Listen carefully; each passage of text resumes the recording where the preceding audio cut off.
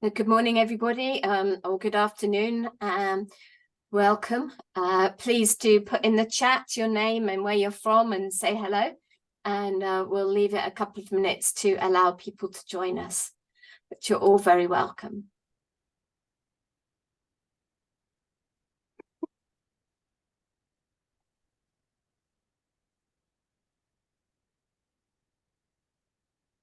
So welcome. Do please put in the chat where you're from, and so we can see who's here. Hi, Namin. Welcome from Iraq. Welcome, Gautam, from India. Hi, Edith from Ghana. Tatiana from Ukraine. Welcome, Canada, Sudan, Scotland, USA, Scotland, Chile, Uganda, Cambodia. I love it. I love seeing where everybody's from. Austria, several from Scotland. Sharon, welcome. Portugal, Turkey. So we've got Oxford, we've got Scotland, different parts. We've got Wales, obviously, so different parts of the UK. And we'll just wait a minute or so as a few more people are joining us. If you're just joining us, please let us know where you're joining us from, and you're all very welcome.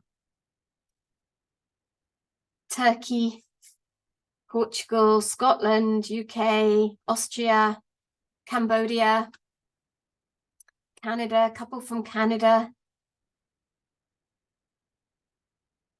Chile, India, Uganda. So we've got all over the world, Iraq, Ghana. Good to see you all. We'll just wait another minute and let anybody else join us. And so you're all very welcome. Hi, Emma from the West Midlands. So we're getting people from different parts of the UK. You're all very welcome. So I'll just wait another kind of 30 seconds to see if anyone else is joining us.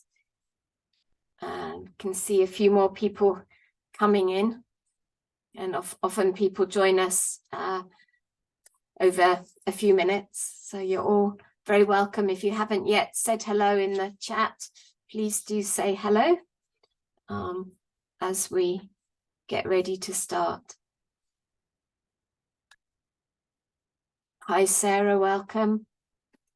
Hi, Michelle from stormy Scotland. Yes, I gather the storms are such that the train stations in Edinburgh and places are shut because of the storms. So I hope, Michelle, that your internet stays on. Welcome, Sarah from Norfolk.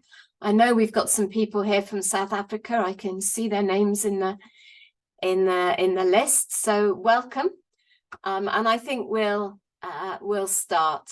So you're all very welcome. Morning, afternoon, evening. I think we've got people from across the range of the day. So you're all very welcome to today's webinar on children's palliative care. And I'm sure you all know me by now, but my name is Julia Downing. I'm the Chief Executive of the International Children's Palliative Care Network, and I'd like to welcome you to this session today.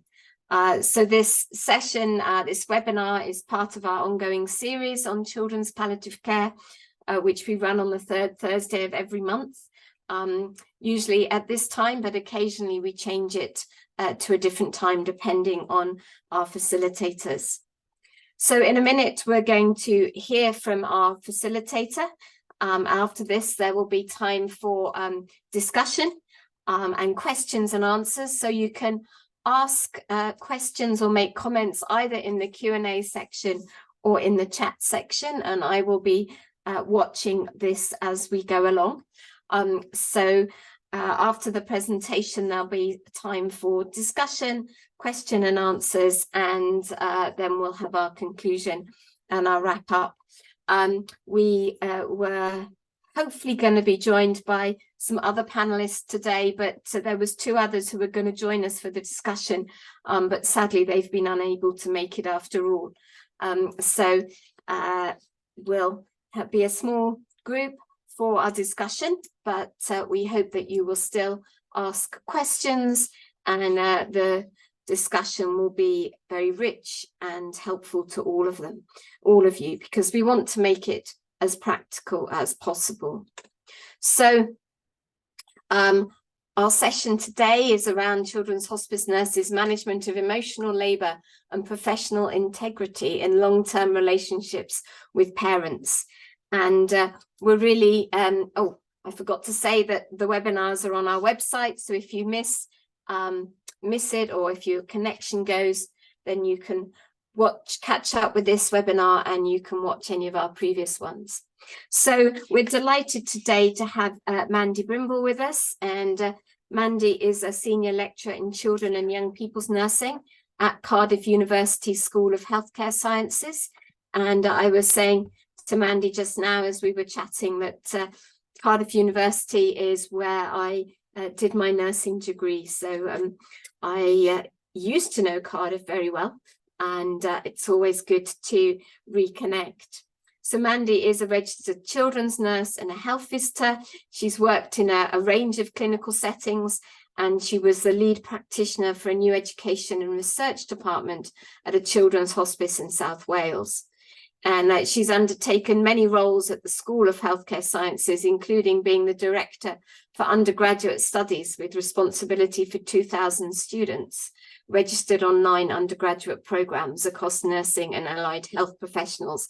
So she has a lot of experience in education, and she has a publication profile which encompasses a range of professional journals, book chapters, and she jointly edited a book on nursing care of children and young people with long-term conditions. So she's going to talk to us today, and her presentation and the work she's presenting was part of a project on how do children's nurses working in a hospice setting manage emotional labour and professional integrity in long-term relationships with parents. And she undertook this as part of the award of a professional doctorate in advanced healthcare practice. So Mandy, you're very welcome. I'm going to stop sharing my screen so that you can share yours. And a reminder, please do put your comments and questions in the chat and in the Q&A box. So over to you, Mandy. Thank you. Thank you for that lovely introduction, Julia. I'm delighted to have the opportunity to present my work here today for you. Can you hear me okay? Yeah, we can hear you fine. Thank you. Okay. And we can see your slides, so all good. Smash it. Thank you. So as Julia said, this was part of my doctoral project, and I did this research in about 2021. And then was awarded my doctorate in September of 2021. So obviously you're an ideal audience to present this to. You're very familiar with a lot of the things that I'm talking about, whereas where I presented it before, I was talking to Julia that you know, there's some audiences that a lot of explanation is needed about what children's palliative care is and what hospices do, and so on. So it's really lovely to be with an audience that completely gets it, that completely knows what these things are about. So I'll just move on to my next slide. As Julia said, this is about children's hospice nurses working in with families over the long term in hospices, and you can see my research question there, which reflects that. Oh yeah. Okay. So just as a bit of an introduction then, my study was focused on children's nurses, as I've said, and they are nurses generally are considered to be those that are most exposed to the emotional burden, which we know as emotional labour And that's a significant risk factor for us in terms of well-being, particularly burnout. So I've got the seminal definition here of what emotional labour is, just to put this in context, and so we all know exactly what we're talking about. So requires one to induce or suppress feelings in order to sustain an outward countenance that produces a proper state of mind in others. So the sense of being cared for in a convivial and safe space. So an outward countenance that reassures people that everything is okay, whereas inside we might not, as nurses, quite be feeling that. And I like this kind of simpler explanation here, which just, you know, says it's about hiding or faking real emotions to display the emotion that is appropriate for that particular time in your work as a nurse caring for children and families. So this is the part that I really do not need to explain to this audience. So children with life-limiting conditions are living longer, we know that. And so sometimes the relationships between nurses and families can span a very, very long time. And Zach Maunder in 2013 did a study on the emotional labour of caring for children and young people with life-limiting conditions, and identified that emotional labour is high in these relationships. And when I looked at the literature about this, I found that some research had been done in paediatric palliative care generally, so with clinical nurse specialists and in hospitals, and some studies that spanned hospices and clinical nurse specialists, but none had been done exclusively in children's hospices.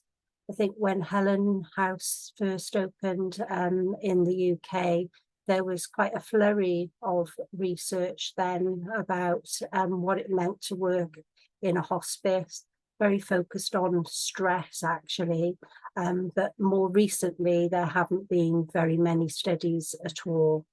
So I was really interested as well in the influence of the unique environment of children's hospices and how that influence the nurse-parent relationship. And my interest, I suppose, was sparked when I went to work in a children's hospice, and I just observed that the relationships were very different to anything else I'd ever witnessed in my clinical career so far. So I was really fascinated, I suppose, by the amount of emotional labour that was going on in these environments, and how nurses managed that, you know, how a lot of them had worked in the hospice that I worked in for a very long time. And I was just fascinated by the closeness of the relationships and how that impacted on people conducting this work. So the aims of my study then, in order to answer my research question that I'd posed, was to develop an in-depth understanding of how the children's nurses work in there, manage these long-term relationships with parents.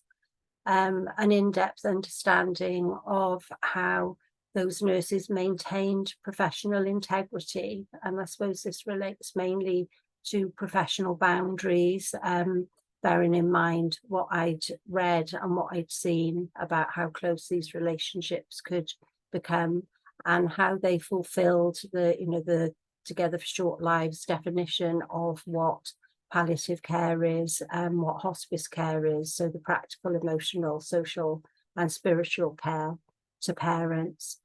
And I wondered what their coping strategies were to actually counterbalance the emotional labour of working in the hospice.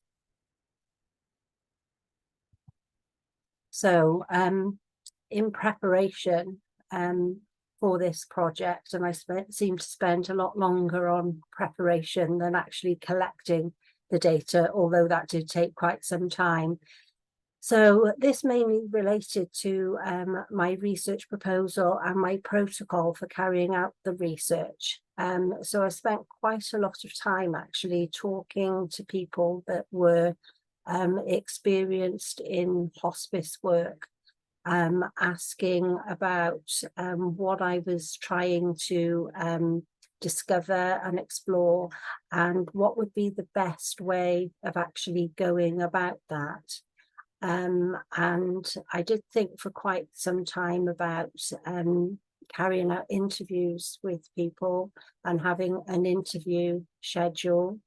But I was worried a little bit about recall bias and whether I just wanted this to be as real as it possibly could be, and also about phrasing any questions I asked. And I was very much coming originally from the stance of I was going to ask people about what the challenges were.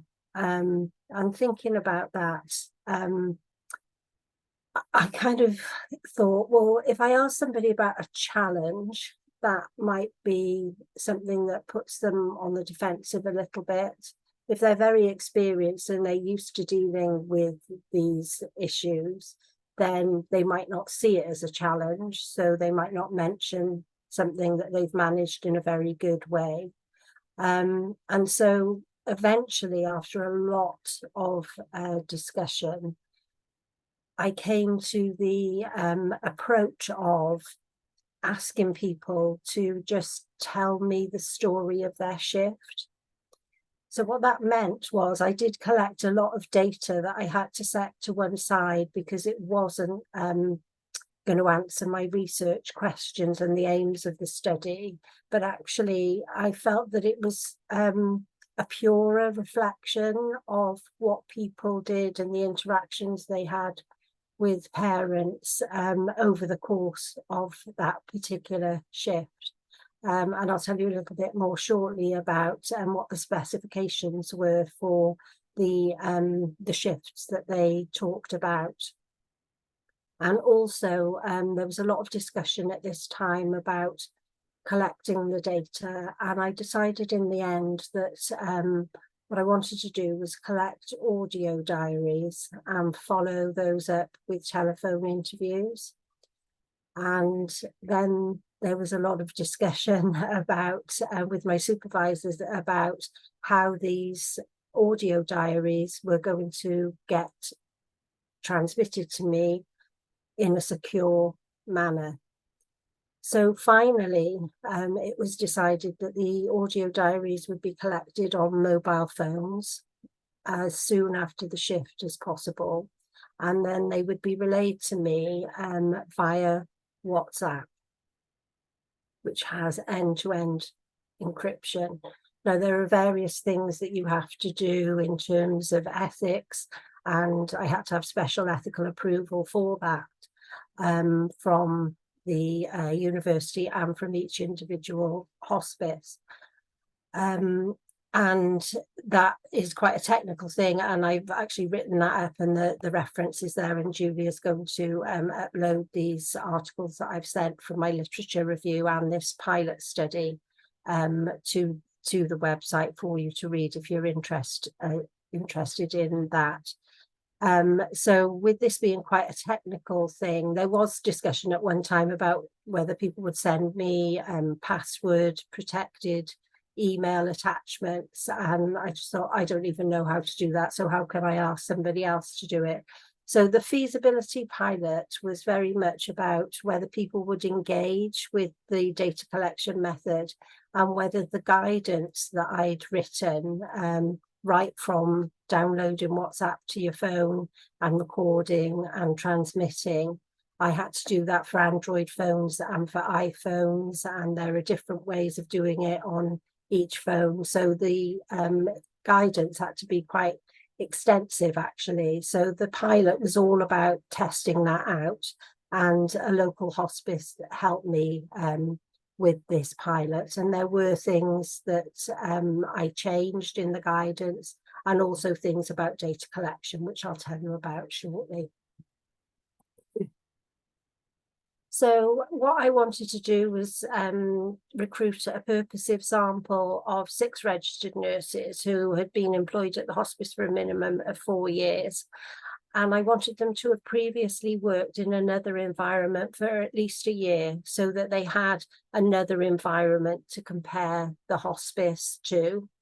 As I've said, they were asked to tell me the story of a shift spent delivering day or short break care. I didn't want to collect data from people that were providing end of life care, because I just thought that obviously clearly is an emotive situation with a lot of emotional labour, but I wanted this to be about what happens in hospices most of the time. And obviously hospices deliver end of life care, but at this time before the pandemic, when children's hospices were fully open and staffed and delivering the range of activities that hospices deliver, I wanted to concentrate on day or short break care and not bring the emotions of end of life care into this.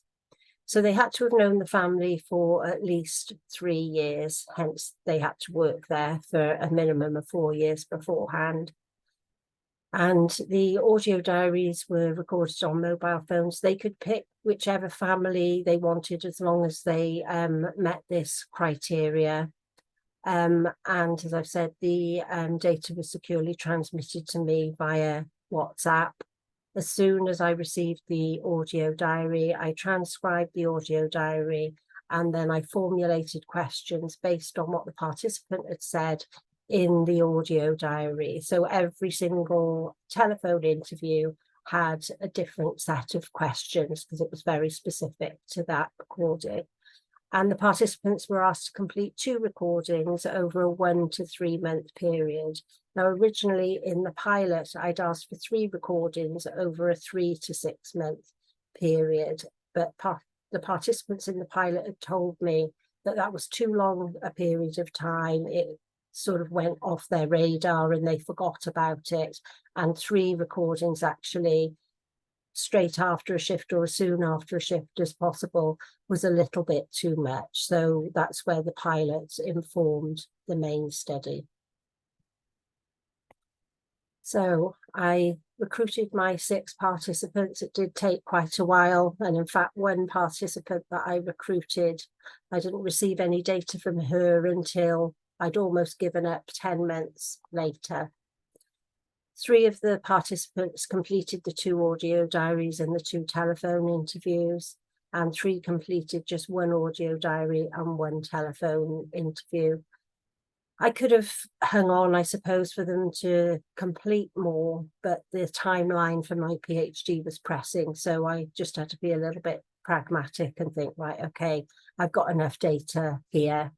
So I had 9 shift stories in total, and then the further exploration in the telephone interviews. But what I found actually was it became more than the sum of its parts, in terms of sometimes when the participants in the telephone interviews were trying to illustrate a point, they would often mention other families in addition to the family that they'd actually done the audio diary on.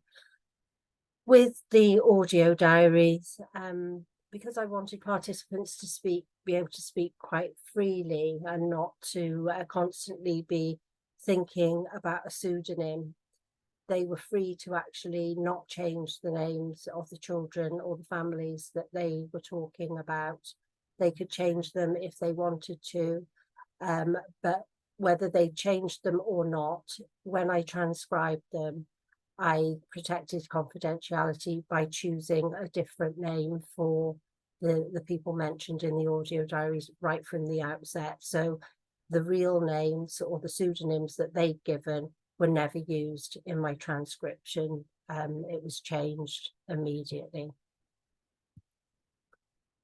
So I used Brown and Clark's framework to do thematic analysis of the audio diary narratives and the telephone interviews, and using that analysis for each. So I analysed each individual participant's data in isolation, first of all. And there were 20 individual themes from that. And the thing that came out quite a lot was about different levels of empathy. And they used the word empathy quite a lot, or implied empathy. And it was only really when I started to unpick this a little bit more and think about empathy. I'd always thought of empathy as, you know, putting yourself in the other person's position or putting yourself in their shoes. But in fact, when I read the literature around this a little bit more, I discovered that there were 3 types of empathy identified in the literature. And what the participants had been telling me was reflective of these different types of empathy. So in the literature, it says that cognitive empathy is understanding the other person's situation. And that is said to be quite useful in business. So it's a very basic level of empathy, that you understand the other person's position. Compassionate empathy is when you understand the other person's position or situation and you want to help them. Emotional empathy, which is sometimes referred to as emotional contagion, is almost feeling the same feelings as the person that you're trying to help as a healthcare professional. So the literature says that compassionate empathy is the ideal in healthcare, and that healthcare professionals should avoid emotional empathy, because if you become so paralyzed by your feelings, you're then unable to undertake a helping role. Now, this is the theory, and of course, you know, we all come into the profession because we want to care for people, and sometimes certain families touch us, and it's very difficult to avoid that emotional empathy, particularly if you've been looking after a child and family for a long time. So by saying this, I'm not suggesting that we all become, you know, absolute bits of stone that are not unfeeling at all. But the literature says we should avoid that emotional empathy. And I think for our own well-being, and this is what the participants were telling me, that they have to avoid emotional empathy because otherwise they're unable to do their job. The other things that were coming out of these individual themes were emotional management and self-regulation, and the features of the children's hospice, actually, although working in children's hospice caused a lot of emotional labour, there were features of the children's hospice that actually helped to counterbalance that emotional labour. And I'll talk to you about that shortly with the themes that I identified. So when I brought all this data together and analysed all the whole group's data, I identified 3 main themes with 7 sub-themes, and those are here for you to see. So the first one, purposeful positioning. This was about the psychological space that people wanted to make between themselves and their work. So about, you know, kind of what went on in people's heads about separating themselves from work so that they could, you know, come back the next day and be fresh and not become bogged down by their feelings. And also here, I've labelled managed empathy. So the different levels of empathy, cognitive and compassionate empathy, was the desirable, as the literature showed, and that's what people talk to me about, and regulating their emotions. So the balancing personability and professionalism, then, this was really about the professional integrity, so the boundaries and so on. And I'm sure you can all identify with this. This came out a lot in the literature, whether they actually said these words or not. Sorry, in the data. I'm a friendly professional, I'm not their friend. And also linked to that, but very much again about boundaries and so on, the managed self-disclosure, the levels of personal information that people were prepared to share with families. And there was a little bit of a tension here between the environment and the home from home that the hospice was trying to facilitate. And people quite often felt that it would be almost surly to not answer a personal question that a parent asked because of the environment that they were in and because of the situation that families were in. And then these were the things that were highlighted as being particular to the hospice, so the counterbalances to the emotional labour, the immense job satisfaction that people gained from the work that they did in the hospice, the positivity and fun that happened in the hospice, the memory making activities, and that, you know, for short break care and for day care, it was all about positivity and fun with the children, as I said, making those memories and so on. And when I presented this to other audiences, people are always very surprised that this is a feature of hospices, but as we all know, that is very much a feature of hospices. And also the extraordinary peer support. It was way above what people had experienced in other areas that they'd worked in. And these three things were real counterbalances and helped people cope. So as well as kind of people's internal dialogue and their values and their professional code and just the way that they coped with emotional labour, there were things there that were actually particular to the hospice and the environment that they worked in that really helped them.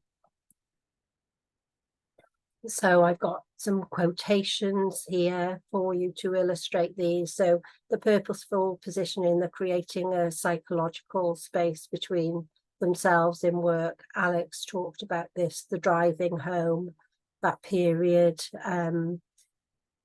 letting go of work and then just thinking of nothing. She also talked about having the radio on really loud or something just to sing along to the music and just distract herself from the things that she'd been dealing with at work, and then just get into the house, being back to being mum and you know, a wife and so on, and just family life, enjoying family life and doing her own social things that was important for her.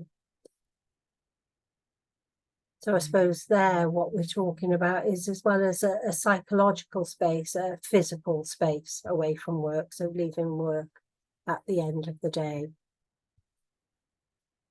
And then Chris here, she talked about having a separate life to nursing.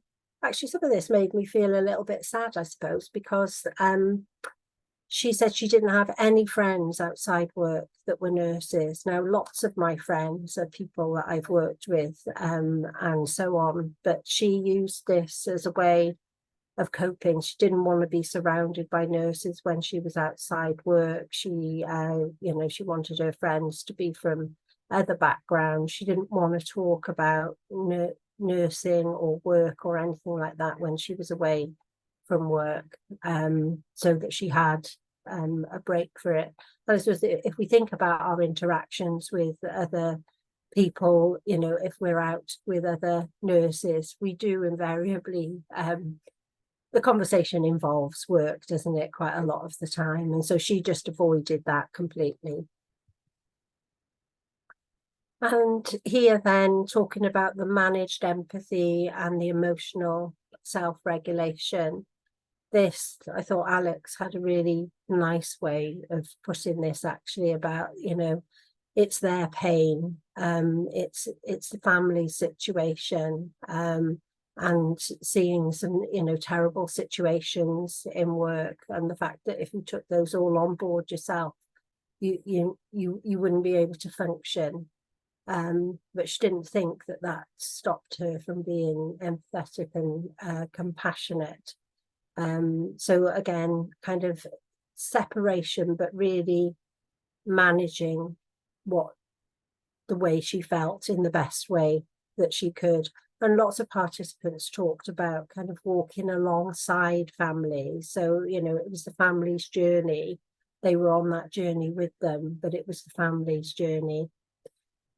And here, Ashley, this kind of strays into the emotional empathy, I suppose. Here she was talking, again, you know, in a similar way to Alex. And of course, these are all pseudonyms that I've got here for the participants. In fact, I'm so used to these pseudonyms, I can't even remember what the real people were called now.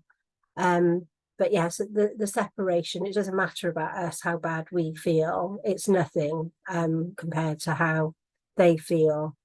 That it was okay to show a little bit of upset, that showed you cared, but that had to be at a certain level. And she talked about this social worker, and the context behind this is that the mum had been given some bad news. So the social worker was there in the hospice, and actually the mum ended up comforting the social worker, because the social worker was absolutely inconsolable. And in fact, they had to ask the social worker to leave because they were trying to support mum in the situation. And this person that was sat there sobbing was not helping, really. So Ashley just talking about that emotional empathy there, where the social worker was so involved that she couldn't actually regulate her own behaviour. So here, about being a friendly professional, not a friend, and Alex talks here about boundaries, 100% at work, very much there, but I'm there as your nurse, I'm not your friend. And Chris as well.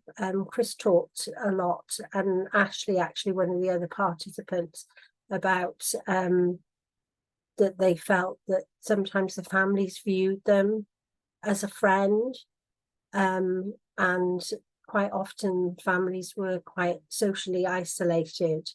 Obviously not all families are, but for some of them, the only people that they saw were professionals, and nobody else really. And so they viewed the healthcare professionals that they saw, in particular the nurses, as friends. But Chris is very clear there, it's not at the same level as a real friendship.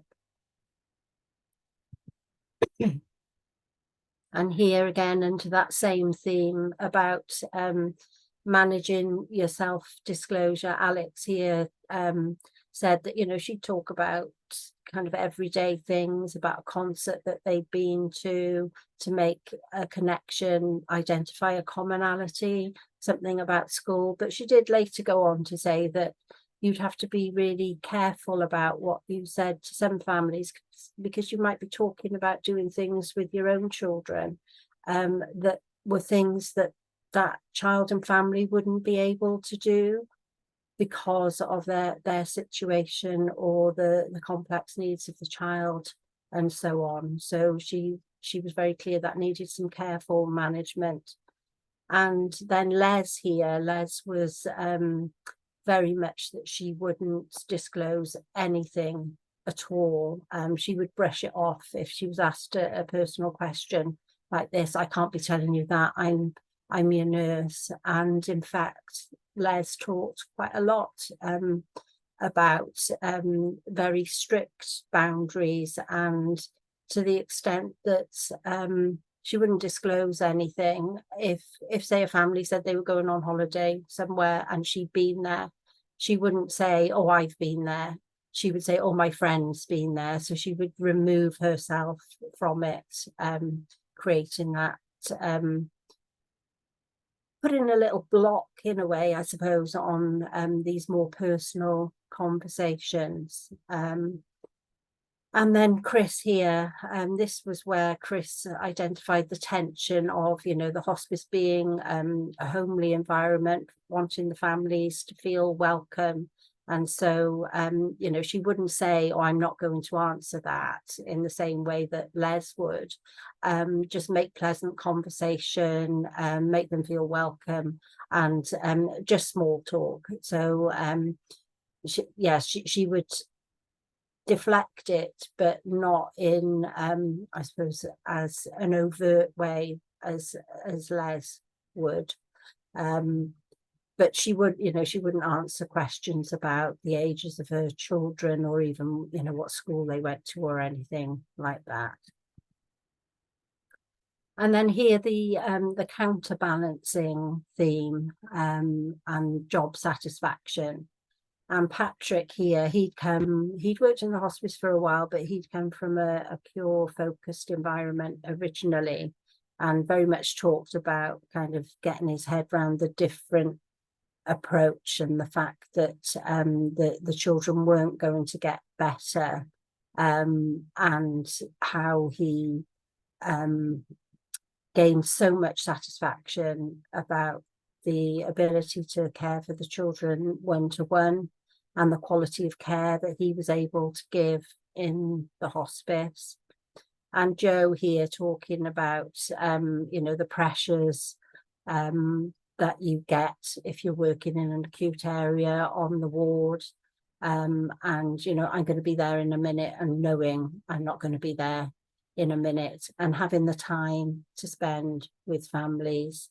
And, you know, the kind of nursing that she loved, I suppose the kind of nursing that she envisaged that she was going to be doing when she came into nursing. And obviously there's not that luxury on wards a lot of the time because of staffing issues or just the general busyness of the ward.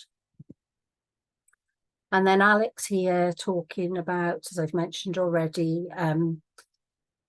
the thing that really helped her to cope with the emotional labour of the role was the making memories, those kind of activities, the way somebody looks at you, a mad event, dyeing somebody's hair pink or something, crazy things.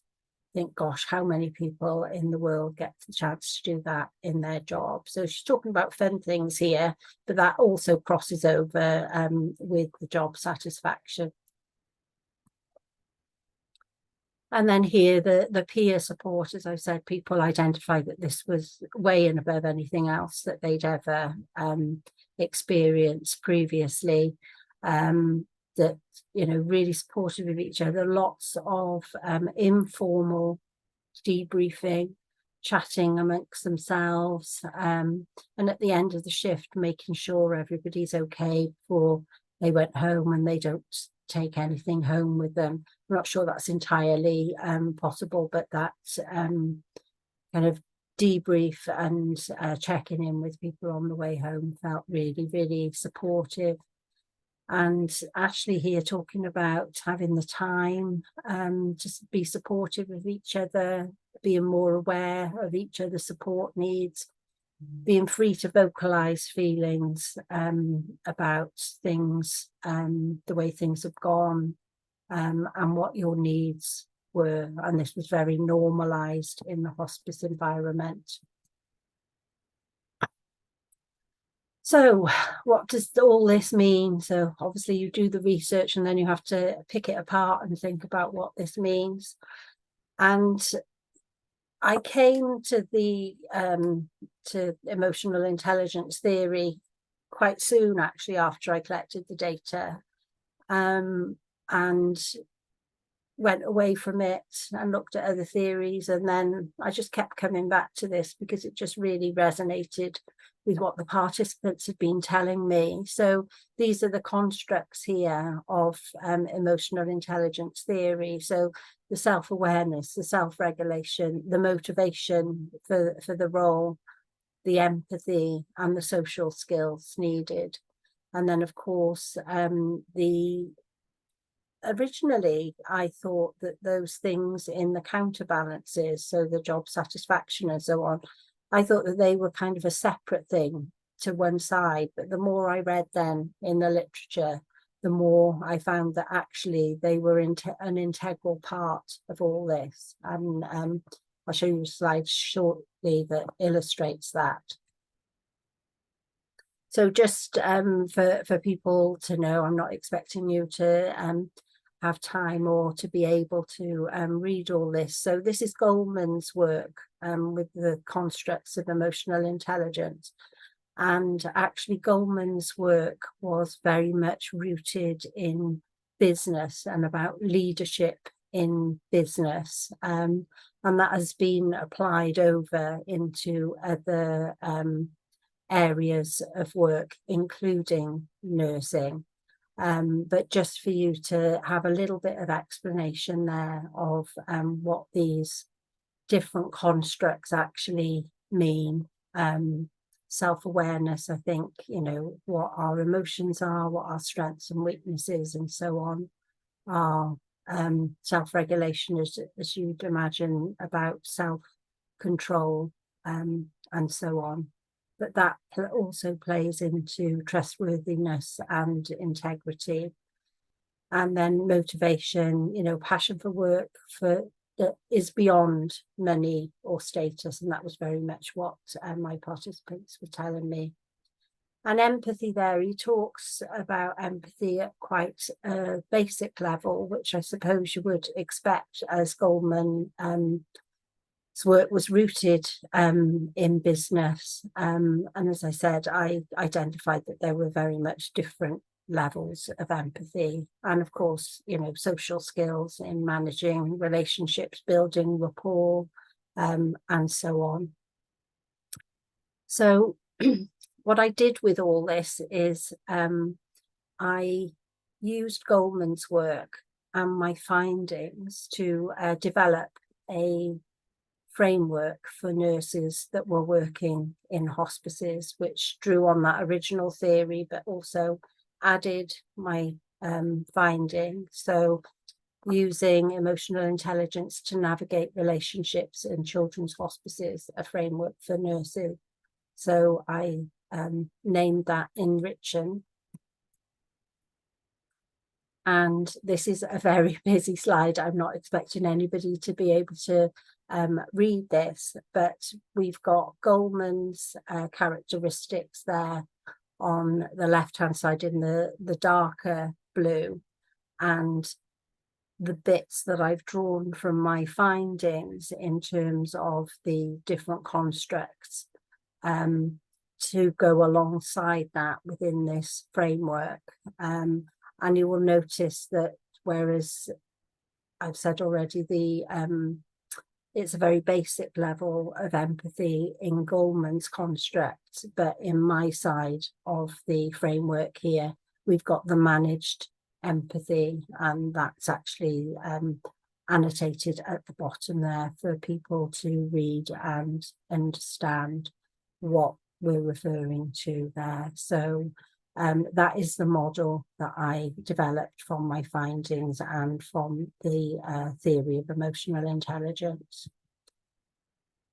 And this diagram here shows you, as I've said, I identified that people were using emotional intelligence in the purposeful positioning and the balancing personability with professionalism themes.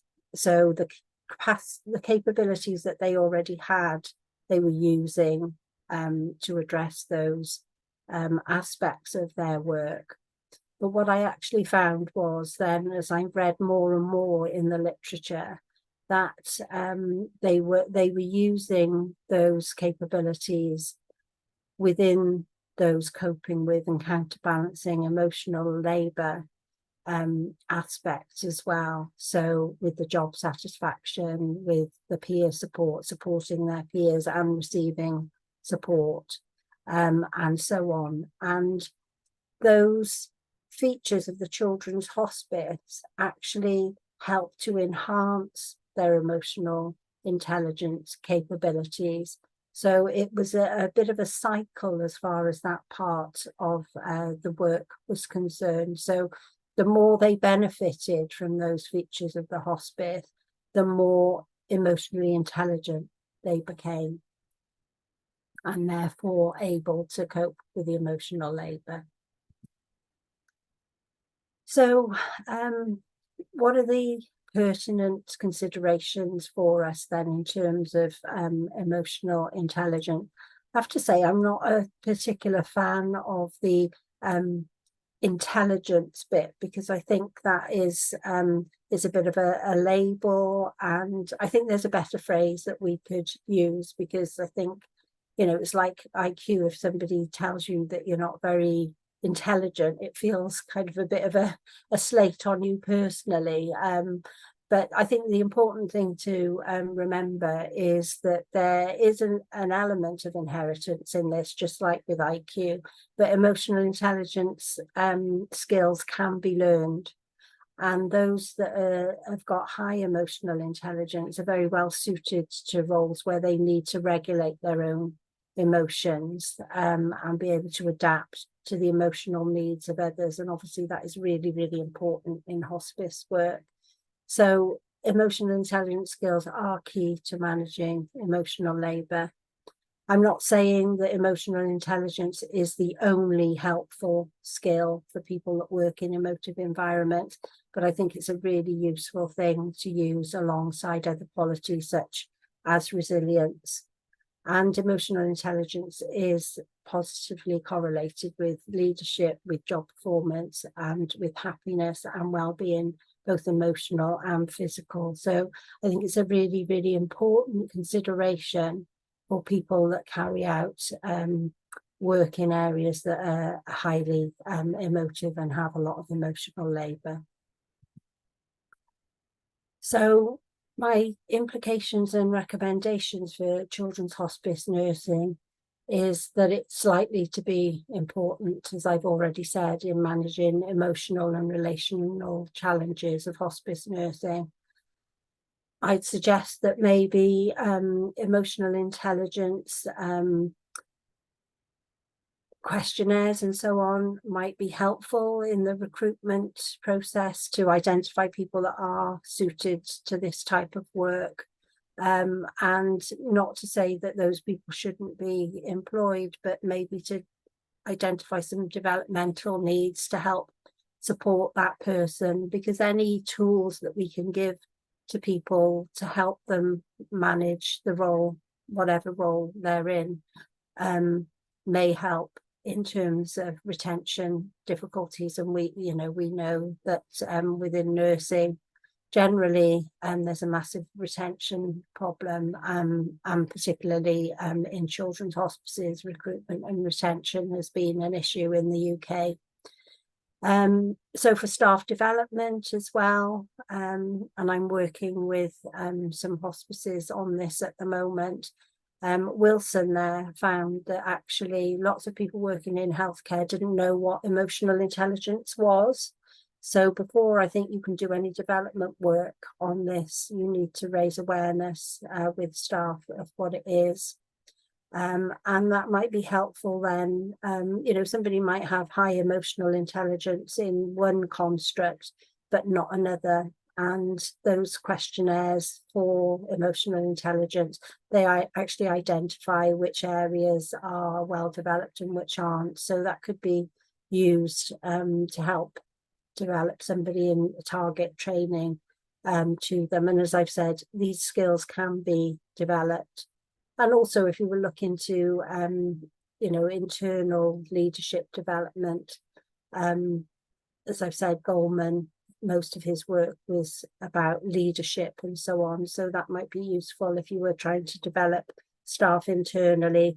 And then from my point of view then, in terms of education for pre and post registration students, I think this theory could be used alongside some of the other frameworks that we have in terms of palliative care competencies and so on. So lots of plans. I probably haven't got enough left, enough years left in my career now to do all the things that I'd like to do with this work, but I'm very keen that it's not a piece of research that sits on the shelf, and that actually I can make a difference to practice through what I've learned from doing this research. So, you know, I use it in my teaching already. I'm developing some resources at the moment for my undergraduate students, and I'd like to roll that out to other nursing students in adult and mental health and learning disabilities. Going to trial and evaluate this framework with children's hospices, and then the same again with other staff that are working in hospices, and then other palliative care or areas where nurses have long-term relationships with parents. So, for example, oncology. And then the framework that I've developed, once that's trialed and evaluated, I would like to do a little bit more research and consultation with my adult and mental health colleagues to actually adapt that to other areas of practice.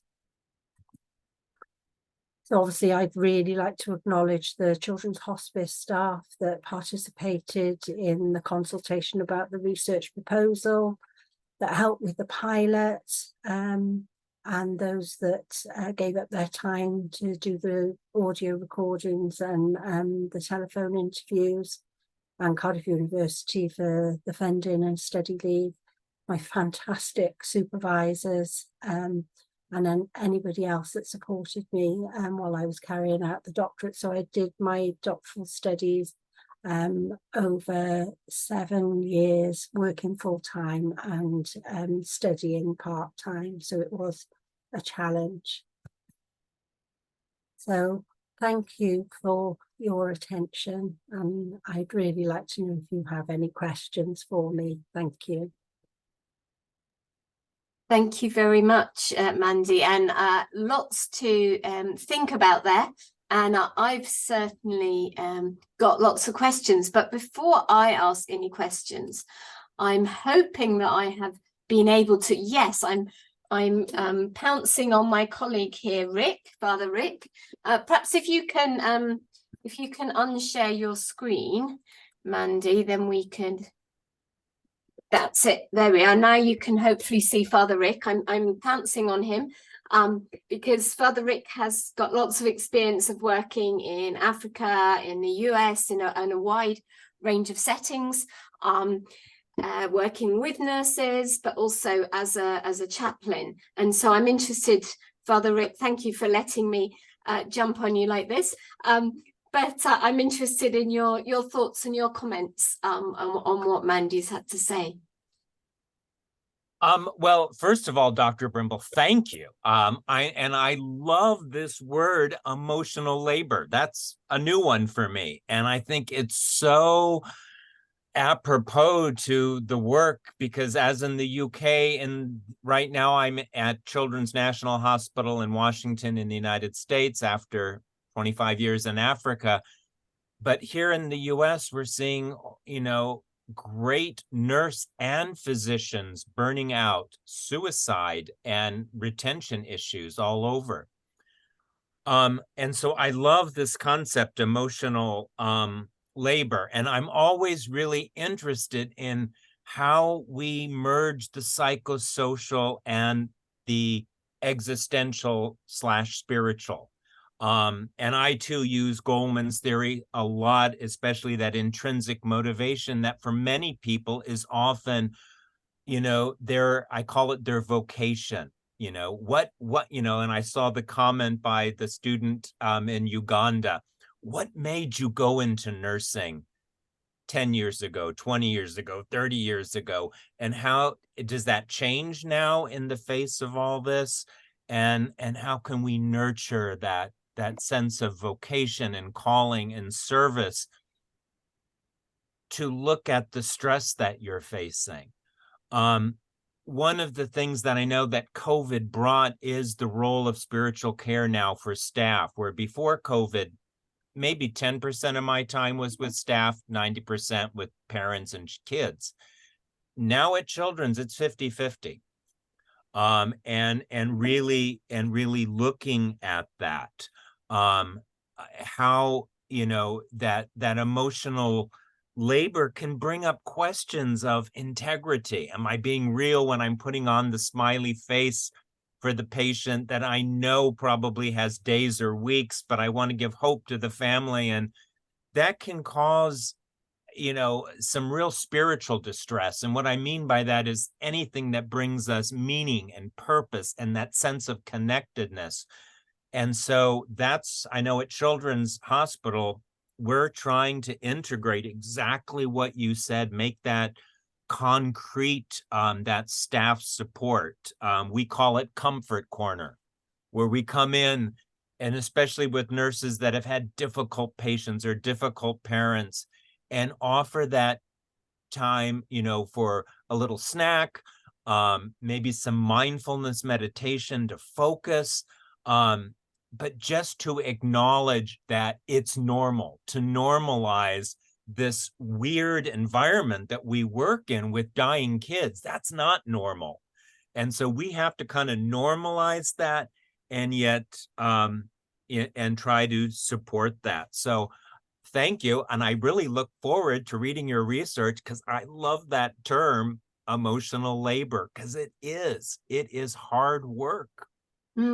Yes, it is.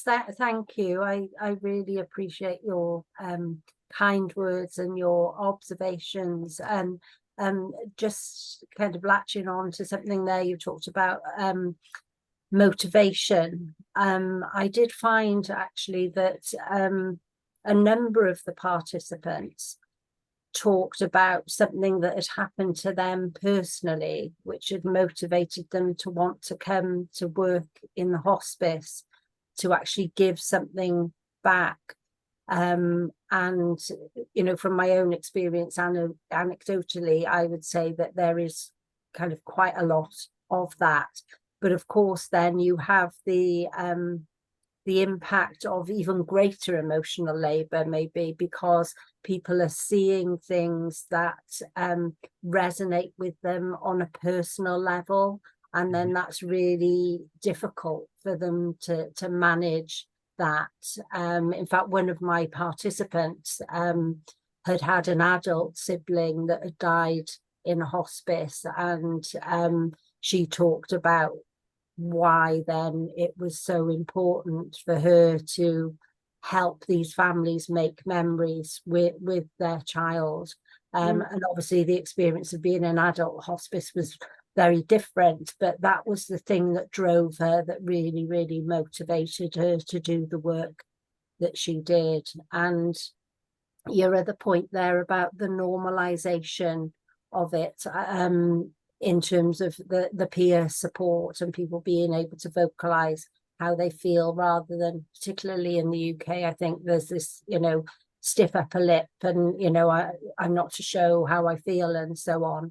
And in hospices, it was completely normalized. And I suppose in some ways you'd think, well, of course it is. You're working in a hospice, of course that should be there for you. But I think a lot of it as well crossed over with the fact that all the children were looked after on a one-to-one basis in a hospice, to recreate that home environment, I suppose, where they'd be looked after by their parents and so on.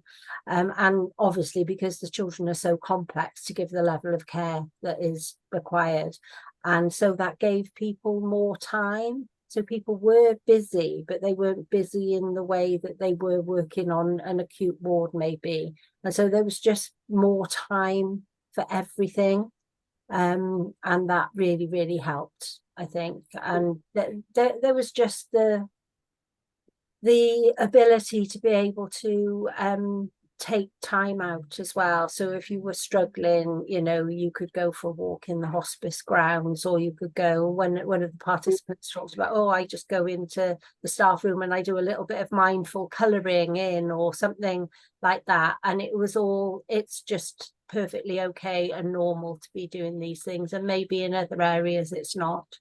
I mean, there's some other questions in a minute, but I'm interested in that kind of normalizing bit, because I remember when I first qualified as a nurse, I wasn't working in children's palliative care, but in adult palliative care. And I remember having had a day when, you know, we'd had, I think, 4 people die. And, you know, then I'd gone out in the evening with friends, and it was like, I just had this day when 4 people had died, and people didn't, you know, you put on that fake kind of, yeah, I'm fine, when inwardly you're thinking 4 people have died, and none of these people actually understand what I'm going through. So that kind of normalizing, in your comment about not having, one of the participants not having nursing friends, I think I don't know, from my perspective, and it'd be interesting to hear both of your perspectives, it's not that I need nursing friends, or that I necessarily need people working in children's palliative care so that I can talk about things. I just need people to actually have that kind of understanding that maybe a child's died today. And yeah, I don't know. It's an interesting one. As I said, I don't talk about it all the time, but it's just that kind of understanding. Yeah, definitely. And one of my participants, Ashley, she talked a lot about, you know, the professional face in work. You know, you just put the professional face on and you get on with it. But, you know, inside you're feeling very different. I mean, that, you know, that's what emotional labour is all about, I suppose.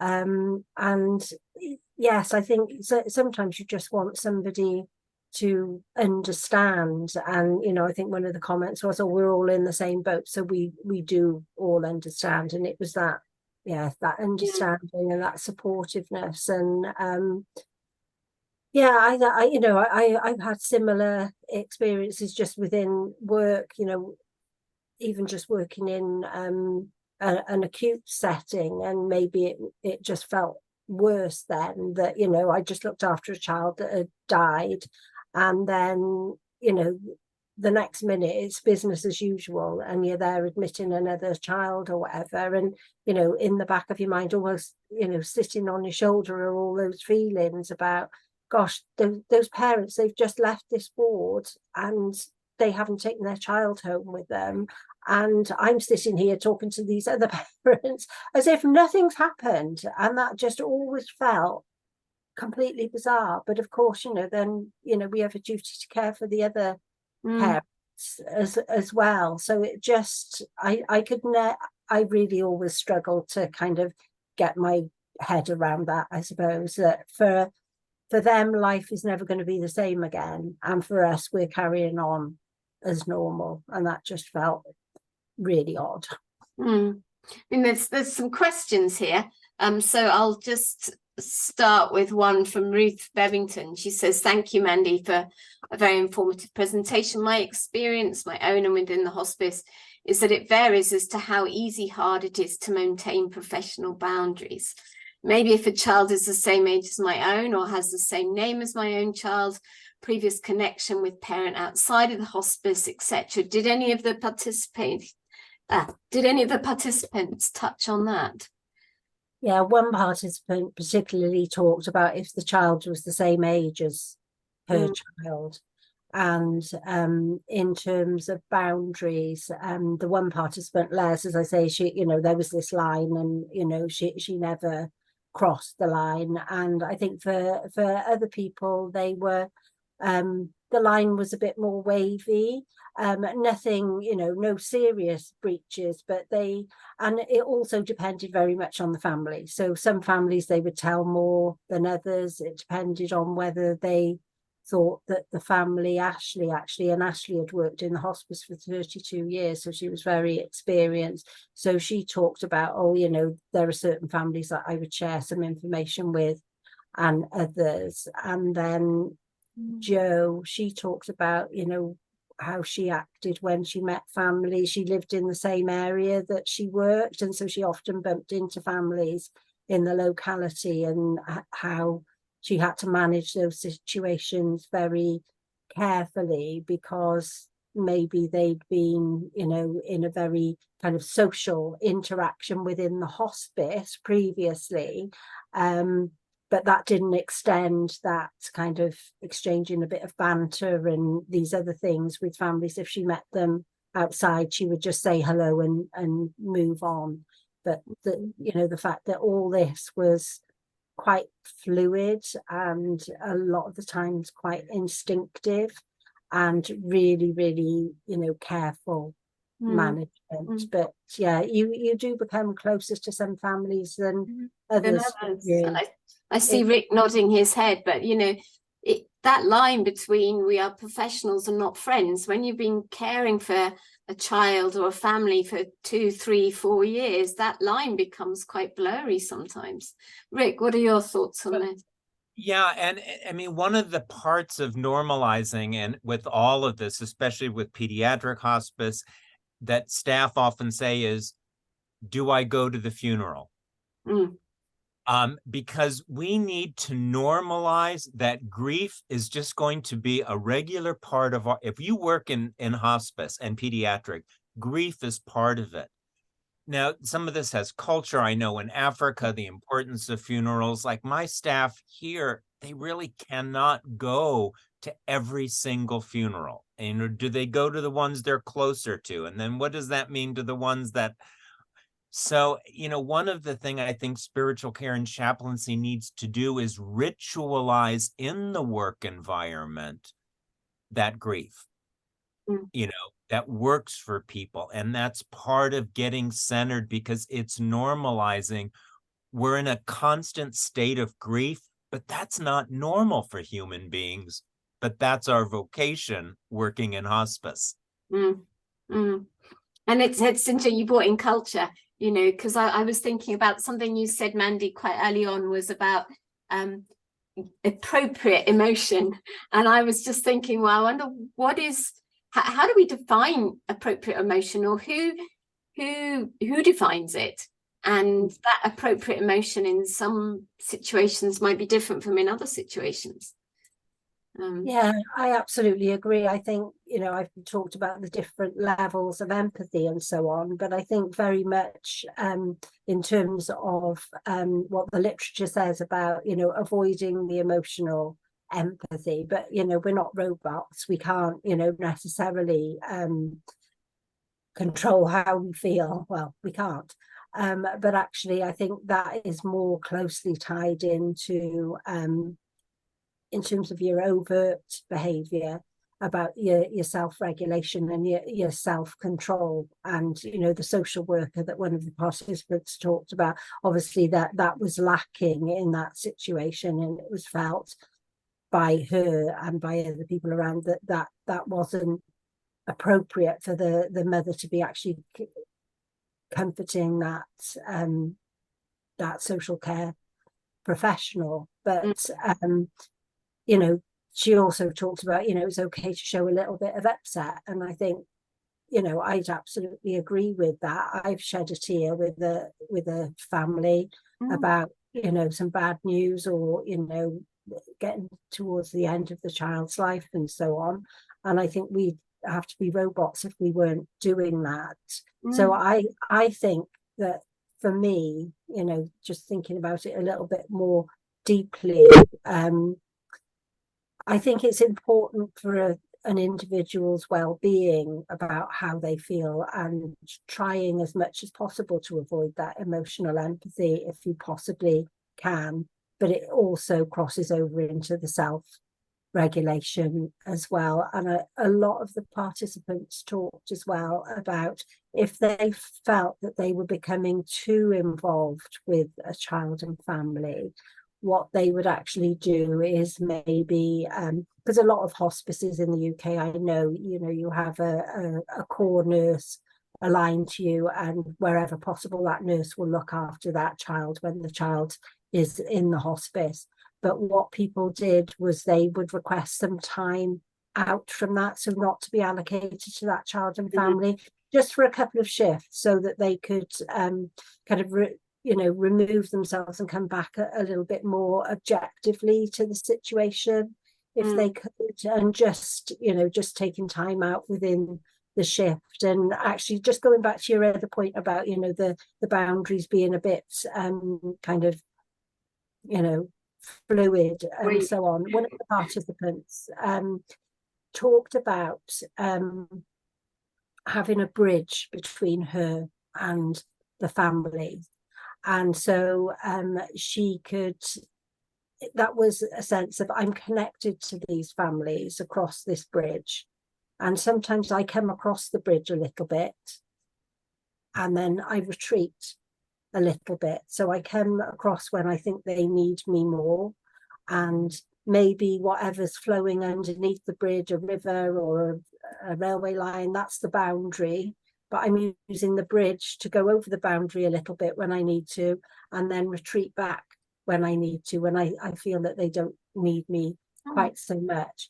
I think that's quite a difficult thing to do, to retreat once you've advanced in that way. But I thought that that was a really useful metaphor, actually, for imagining that connection and bridging that connection and advancing and retreating. So to me that illustrates the wavy line that the boundaries are. Yeah, because I mean, I always say that the moment I don't feel it and the moment I don't get a little bit upset is the day I leave palliative care, because otherwise I can't do it, but you've got to get that balance. It's interesting, is it Sharon said during COVID they had a wobble room. I like the idea of a wobble room, so a room where you could go to if it was all getting too much and you just needed a bit of space. I'm presuming that's what Sharon means, but interestingly it's been removed now. So that's interesting. There's a couple of questions in the Q&A, but Rick, I've got a question for you now. What are some of the examples, do you think, of ritualizing grief in the work environment? Well, I mean, I think Nikki also in the chat said some good things. For us, I just think it's so important that when you have an interdisciplinary team meetings that are often weekly, it is interdisciplinary, and that you have the bio, psycho, social, and spiritual all working together.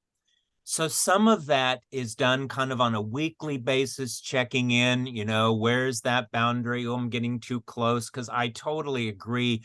Boundaries aren't walls, they're fields. And sometimes we just go, but we need each other for accountability and to check in. But when the boundary becomes a wall, we can't do pediatric palliative care. The boundary is a field, and you're going to go back and forth. Oftentimes, either monthly or quarterly, what we do, we might have a poem, a reading from the sacred scripture of whatever tradition the patient was from, because our staff comes from many religions, no religions, different faiths.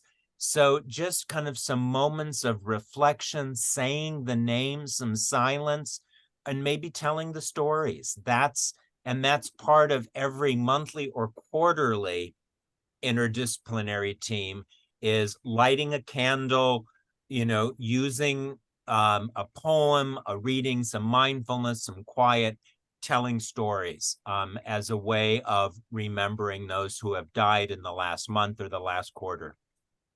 Thank you. And Veronica, and this is kind of an interesting thought. I was looking at your next steps, but Veronica is saying, have you considered doing a similar project with nurses who have left hospice work? So perhaps nurses who were in children's palliative care and have now left, because it would be interesting to see, to get their thoughts on. Yeah, it would be actually. So I need to find some funding from somewhere to do another project. And as you can tell, I'm absolutely fascinated by all this, and I could literally talk about it all day. So somebody else, as Susan has asked, regarding social injustices, undervalued interests, distorted beliefs, social inequalities, did you think about the relationship between any of those factors in emotional labour? No, is No. the short answer. No, not for this project, but they're all things which could massively impact on emotional labour in this role, definitely. And I think that's something, isn't it, with any research of any type, not just this type, is you do it step by step. So it would be interesting to think about that again in the future. I'm just trying to look at that. Oh, Nikki again says, interested in hearing a bit more about introducing emotional intelligence as part of recruitment. Yes, yeah. I mean, I'm aware that that might be a little bit controversial. We've got enough problems with recruitment as it is without putting another barrier in the way. And I'm by no means suggesting that, you test somebody via a questionnaire or something as like a pre-interview thing or as part of the interview process and say, oh no, we're not going to employ them. It's really, really with the because obviously you could consider a lot more things, but really my point there was that you would be maybe identifying somebody's developmental needs at the point of recruitment, which would give you the best possible chance of then attending to those developmental needs to enable the person to stay with working in the hospice, because obviously once we've recruited people, we don't want to lose them either. So yeah, definitely not, oh well, if you don't score high enough on this questionnaire, you're not coming to work here. Definitely not that, but just what are your developmental needs going to be to work in this highly emotive, challenging environment. Yeah, absolutely. That's a brilliant idea, and to put that in as part of professional development. And that links in with this other comment, I think it was from Ruth, about she's fascinated by the idea of enhancing emotional intelligence within staff. So it's kind of having that understanding, isn't it, from the word go, and then looking at development and how we can enhance that. Yeah, definitely, because I think sometimes, with sometimes referred to emotional intelligence as emotional quotient in the same way as IQ. Like the second part of that phrase is quotient. And I think often people think those things are fixed, but definitely having read the literature around it, those skills can definitely be developed. And for me, that's the key, that if you haven't got those skills already, that doesn't make you a bad person or anything. It just means that, maybe you haven't had the life experience or, whatever, I don't know, whatever kind of impacts on these things to help us to develop them, then that can be enhanced. And as I say, it's not the be all and end all, it's not the only thing. There are a lot of other things, like developing resilience and so on, but I think it could definitely be useful alongside other strategies that people have to help them stay in the profession wherever they choose to work. And I guess, Rick, as a chaplain, part of your work is doing that, isn't it? It's helping people to explore those areas and to develop that emotional intelligence. Well, yeah, absolutely. And again, for me, I'm just fascinated by where the emotional, that deepest part of us, what gives us meaning and purpose and connectedness, whether it's to a higher power, to each other, how that then provides a buffer or a support to this incredibly stressful work. So Amanda, just to say in the chat, if you haven't had a chance, so there's a lot of people saying thank you very much for an excellent presentation, really given them lots to think about. They're looking forward to reading your papers. So I think we'll kind of bring to a close, but it's been really interesting, and lots, as people have said, lots to think about. I've written a whole load of notes and questions for myself here. And Father Rick, thank you for letting me, catapult you into the limelight, but for getting your input as well. So we have one more webinar coming up this year. So we have one in November, and we're going to be looking at something completely different here. We're going to be looking about touch therapy in children's palliative care in terms of massage and all of that. So Tina Allen is a founder of Little Kids Foundation, and she founded that organization to impact and create sustainable change in pediatric healthcare through innovative programs and education. So she's going to be joining us. Alex at ICPCN and I first came across Tina when we went to St. Jude's, and she did some training there on touch therapy, use of massage, etc. In children's palliative care. So something very different, but I would encourage you to come and join us.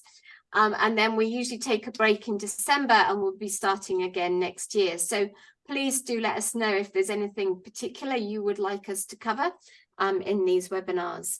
A quick reminder to complete the evaluation form, and also we will be putting this, the recording of this, up on the website.